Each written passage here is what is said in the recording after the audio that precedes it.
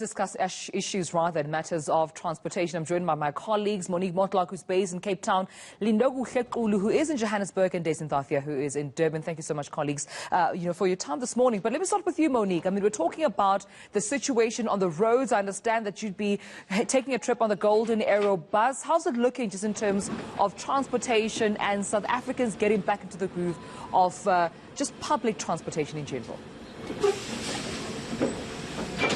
It seems as if the roads are definitely getting busier, and with that, many more people opting now to go back to work or having to go back to work. We have seen the roads being quite busy. The bus, as you can see me, is filled with passengers, but even though it's filled with passengers, people are still maintaining social distancing. Everyone is wearing their masks, and things are looking quite safe in terms of those COVID-19 hygiene and safety protocols from where I'm standing. And I have seen at the bus terminus in Bellville, where we boarded the bus, that many people were rushing to catch their various public modes of transport, like your taxis and your buses.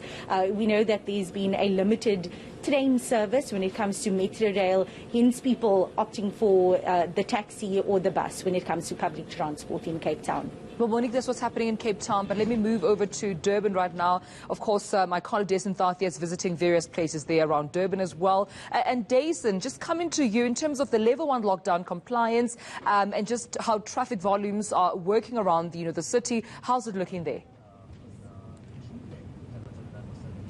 Well, Tumelo, so as you can see, we're now in a taxi and we're making our way to the Durban CBD from Nduzuma. That's one of the townships in the north of Durban.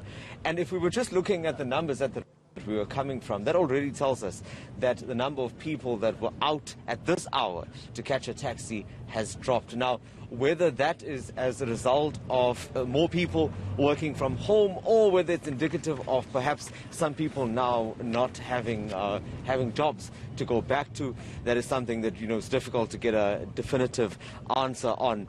But this is one of several taxis that is now making its way through the area, also trying to find people where they can, over and above just from the rank where we've come from, to try and pick up some of those passengers during the morning. You'll see that in sitting in this taxi, this is now a requirement.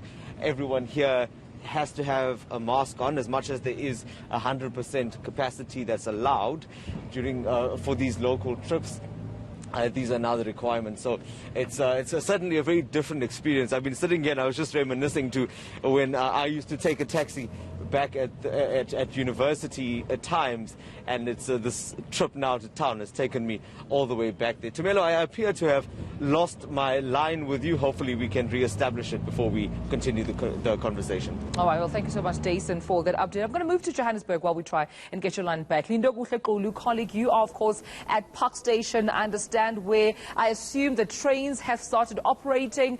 Most of the Johannesburg commuters that are using trains are probably lining up there going to work.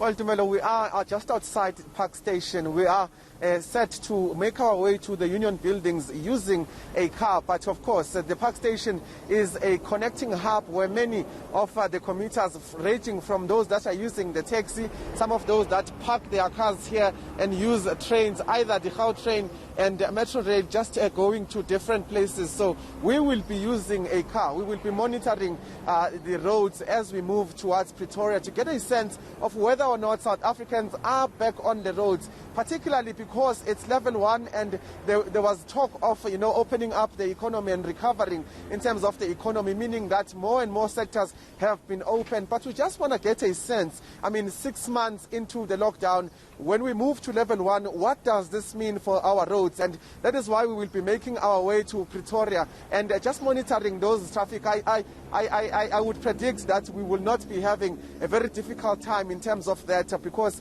of the fact that the traffic flow usually comes from Pretoria to Johannesburg. So making our way there, I do not foresee that we will be held up very much. But of course, it's a matter of just getting a sense of whether South Africans are back on the roads, of whether congestions that we knew before the lockdown are a thing of the past or is actually something that we will be seeing as a reality as we try and get back to whatever normalcy or normality means to us at this time of COVID-19. Indeed, colleague, because as I can see from the visuals that as as you're outside, it seems a bit empty, which is not usually the norm. I'm talking about pre-COVID here, but perhaps inside might be a different story. Let me go back to Cape Town now with you, Monique Mortlock. I mean, I'm not sure if you, colleague, had an opportunity to speak to some of the commuters as to whether or not they feel comfortable using public transportation, a bus in this instance, going back to work, if they feel safe and they feel that, you know, such modes of transportation are adhering to some of the health measures that we still need to abide by.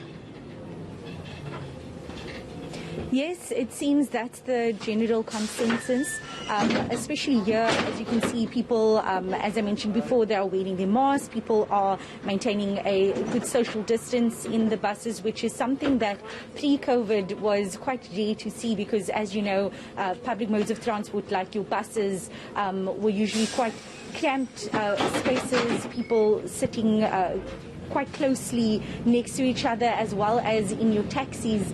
In your trains. I was an avid train commuter myself, and I can tell you there was no form of social distancing pre-COVID. I mean, when the last time I took a train was a few months ago when the train service reopened on some routes, and there we still saw the spacing, but not many people opting to take the train, probably due to that limited service. It would be interesting to see the situation on that mode of transport. But from where I'm standing in the buses, it seems people are quite comfortable being where they are sitting, everyone in their own seat, everyone wearing their mask, adhering to those COVID-19 safety protocols and making their way to their various destinations. Absolutely. That is the new normal that we're in right now. Different visuals, though, from you, Monique, to Dasen Thathiah, where in taxis we know that debate around 100% capacity, colleague, had been much, it was the topic of interest, whether it's in government or even with among South Africans, Dasen, who were wondering if they will be safe, if this really is, quite a healthy way and quite a safe way, rather, to take public transportation. Have you had a chance, Dasen, to speak to some of the commuters as to if they're still comfortable in 100% capacity, or do they feel, hey, we don't have a choice, we need to get to work? It's exactly that, Tumelo. You know, in engaging with those that have to take public transportation, not just inside this taxi, but outside as well. That is one of the challenges that they face, is that what else do you do? Especially in certain areas, if you're looking at getting to your destination quickly, you know, these are people that need to get to their jobs, they need to be at work on time. So a taxi is a way to go, although there have been some concerns over sitting in such close proximity.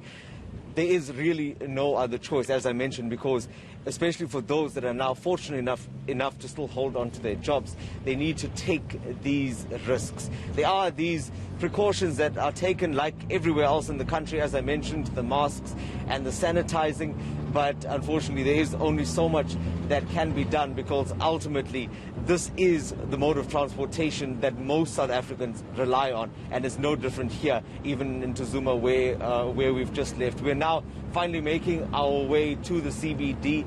The trip is expected to take about 20 to 30 minutes or so. All right, then, Dasen. Let me head over to Lindokuhle now in Johannesburg.